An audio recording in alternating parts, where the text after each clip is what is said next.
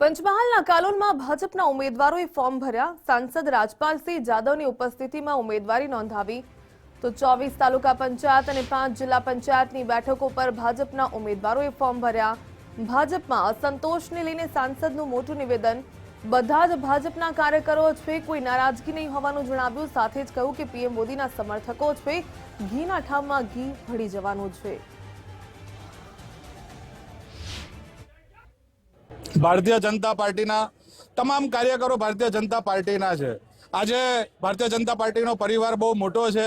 જ્યારે સિલેક્શન કરવામાં આવતું હોય ત્યારે કોઈક એકનું સિલેક્શન થતું હોય એટલે જ્યારે થોડી ઘણી નારાજગી રહેતી હોય પણ ઘીના ઠામમાં ઘી ઠરી જતું હોય છે, તેમ તમામ ભારતીય જનતા પાર્ટીના જ છે અને તેમની સાથે રહીને અને તમામ ભગવો લહેરાવાના છે। એમાં કોઈ જ શંકાને સ્થાન નથી।